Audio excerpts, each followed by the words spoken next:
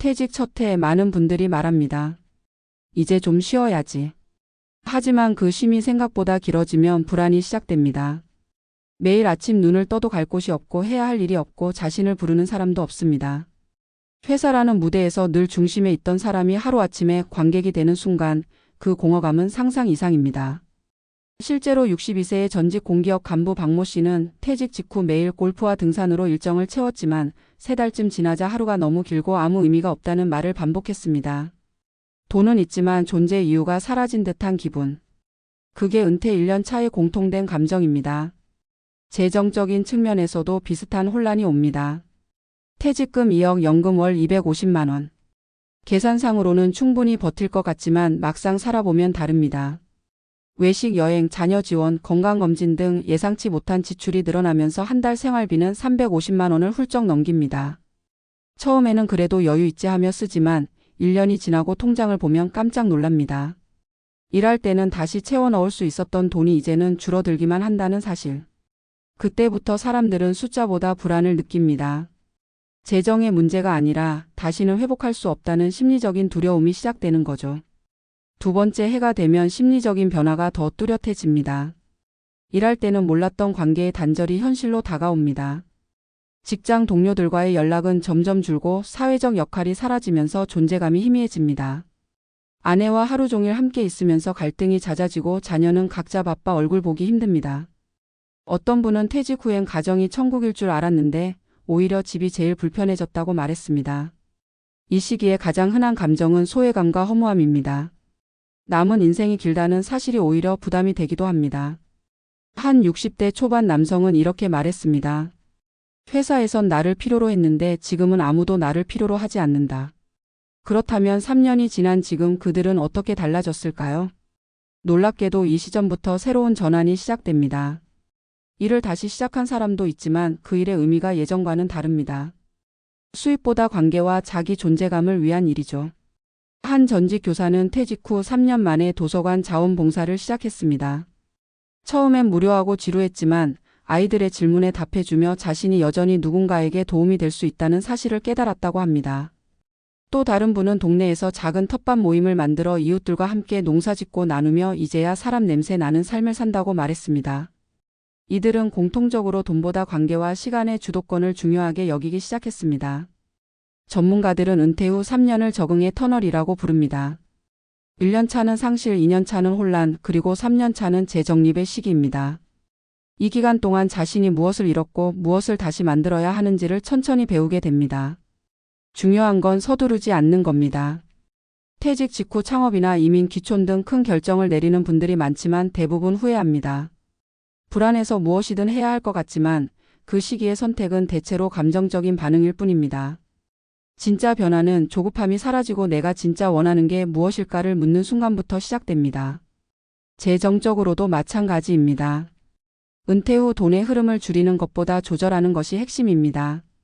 처음엔 월 400만 원이 필요했지만 3년이 지나면 삶의 리듬이 바뀌며 250만 원으로도 만족할 수 있는 구조를 만들게 됩니다.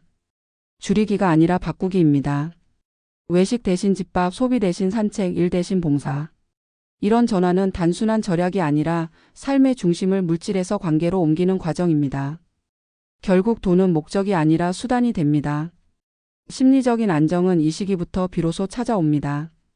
과거의 나와 작별하고 새로운 나로 살아가기 위해 필요한 것은 작은 루틴입니다. 아침 산책, 책 읽기, 동호회, 글쓰기, 손주와의 시간. 이런 반복되는 일상 속에서 사람은 다시 자신을 회복합니다. 그동안 회사라는 이름 아래 잊고 살았던 진짜 나, 좋아하던 취미, 잃어버렸던 감성, 묻어두었던 꿈들이 하나씩 깨어납니다.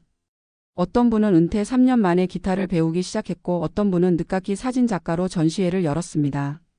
세상이 정해준 역할을 내려놓자 비로소 자기 인생의 연출가가 된 것입니다. 사회적 관계도 서서히 재구성됩니다. 이해관계가 아닌 공감으로 이어진 관계가 늘어나고 동네 사람들, 동호회 친구들, 봉사 모임이 새로운 사회가 됩니다. 누군가의 상사가 아니라 누군가의 친구로서 살아가는 법을 배웁니다. 흥미로운 건 이 시점부터 대부분의 분들이 이제야 진짜 내 인생을 산다고 느낀다는 겁니다. 그 말엔 회한과 함께 안도감이 섞여 있습니다. 오랜 시간 타인의 기대에 맞춰 살았던 인생에서 벗어나 드디어 자신이 선택한 리듬으로 살아가는 자유. 그것이 은퇴 후 3년이 주는 선물입니다. 결국 은퇴란 일을 그만두는 사건이 아니라 나로 돌아오는 과정입니다. 처음 12년은 상실과 혼란이 불가피하지만 그 시간을 통과한 사람들은 공통적으로 말합니다. 이제야 내가 누구인지 알겠다. 인생 이막의 핵심은 새로운 일을 찾는 게 아니라 새로운 나를 찾는 일입니다. 직함이 사라져도 존재는 사라지지 않습니다. 사회가 나를 부르지 않아도 나는 여전히 누군가의 의미가 될 수 있습니다. 그리고 그것을 깨닫는 순간 노후는 더 이상 두려움이 아니라 새로운 가능성이 됩니다. 퇴직 후 3년 이제야 진짜 나로 산다는 말은 단순한 감상이 아닙니다. 그것은 버티고 흔들리고 다시 일어선 사람들의 고백입니다. 은퇴는 끝이 아니라 나로서 다시 태어나는 시간입니다. 중요한 건 서두르지 않는 것 그리고 나답게 살아보겠다는 의지입니다. 그때 비로소 인생은 두 번째 봄을 맞이하게 됩니다.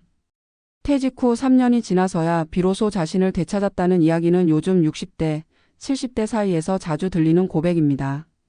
처음엔 낯설고 두려웠던 무직의 시간이 어느새 자신을 돌아보는 시간이 되었고 그 안에서 진짜 나로 사는 법을 배워간다는 것입니다. 이 변화는 단순히 심리적인 적응이 아니라 사회적 역할과 정체성이 완전히 바뀌는 인생의 두 번째 전환점입니다. 직장이라는 울타리를 벗어나면 사람들은 처음으로 자신에게 묻습니다. 나는 지금까지 누구였고 앞으로는 어떤 사람으로 살고 싶은가? 이 질문은 생각보다 무겁고 오래 남습니다. 왜냐하면 그동안은 회사가 사회가 가족이 대신 답해 주었기 때문입니다.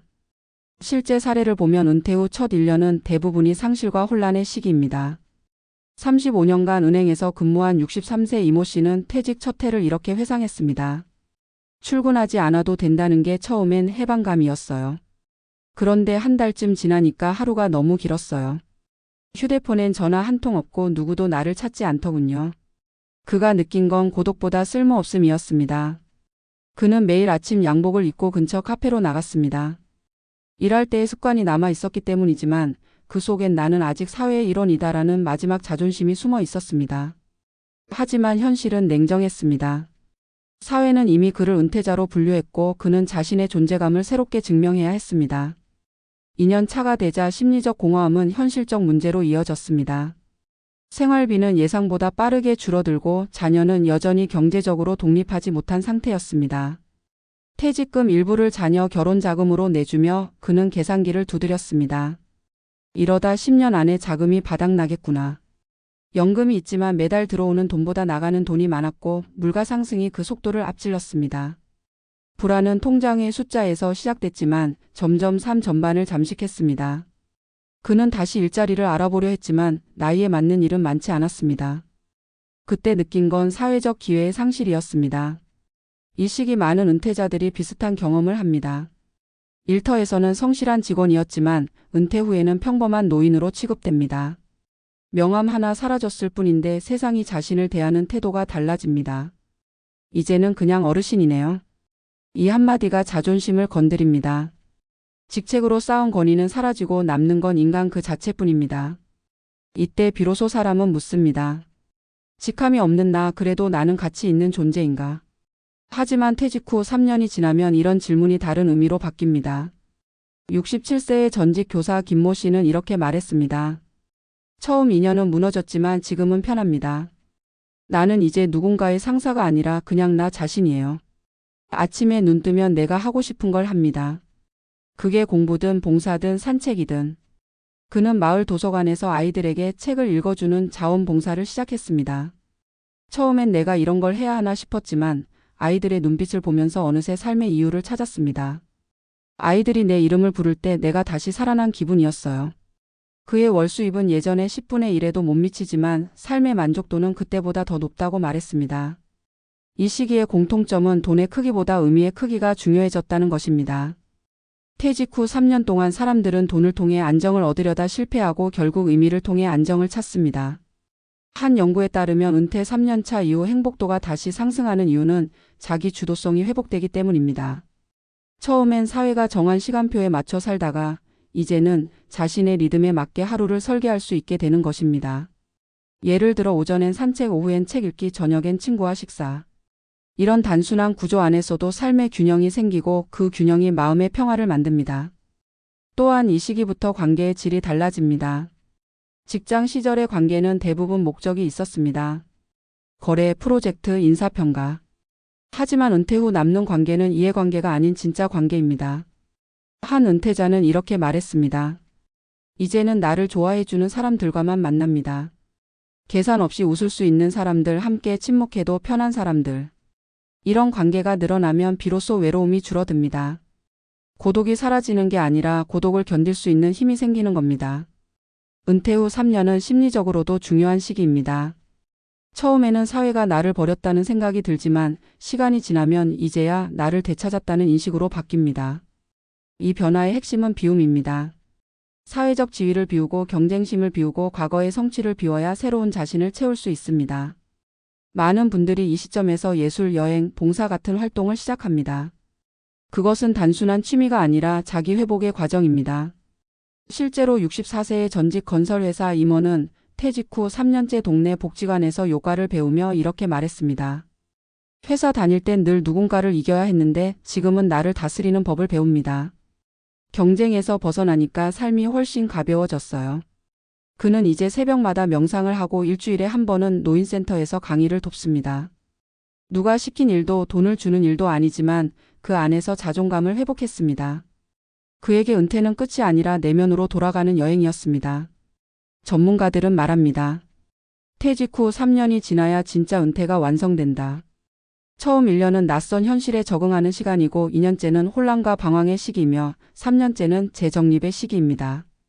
이 시점에 도달한 사람들은 공통적으로 이제야 내가 나로 산다는 깨달음을 얻습니다. 그리고 그 깨달음은 반드시 시간의 통과를 필요로 합니다. 인생의 전환은 성취가 아니라 회복에서 시작되기 때문입니다. 결국 퇴직 후의 삶이란 나로 돌아오는 과정입니다. 직장을 떠나면서 잃는 것은 월급과 직함이지만 얻는 것은 자유와 자기 결정권입니다. 다만 그 자유는 갑자기 주어지는 것이 아니라 혼란과 고독을 통과해야 비로소 체득되는 것입니다. 처음에는 불안으로 가득 차 있지만 그 불안은 새로운 질서가 만들어지기 전에 자연스러운 진통입니다. 퇴직 후 3년 이제야 진짜 나로 산다는 말은 단순한 위로가 아닙니다. 그것은 버티고 흔들리고 다시 일어난 사람들의 생생한 기록입니다. 누구나 처음엔 길을 잃지만 그 길 끝에는 나라는 답이 기다리고 있습니다. 우리가 평생을 걸어온 길의 목적지는 결국 사회가 아니라 자기 자신이었던 겁니다. 노후의 진짜 성공은 돈도 명예도 아닙니다. 매일 아침 눈을 뜰 때 오늘도 나답게 살 수 있겠다는 확신이 드는 것, 그것이 진짜 행복입니다. 인생의 후반전은 누가 더 오래 사느냐가 아니라 누가 더 자신답게 사느냐의 싸움입니다. 그 길을 가는데 3년이 걸릴 수도 10년이 걸릴 수도 있습니다. 하지만 언젠가 그 길 끝에서 이렇게 말할 날이 올 것입니다. 이제야 진짜 내 인생을 살고 있다. 그리고 그 순간 노후는 두려움이 아니라 다시 살아볼 만한 시간으로 바뀝니다.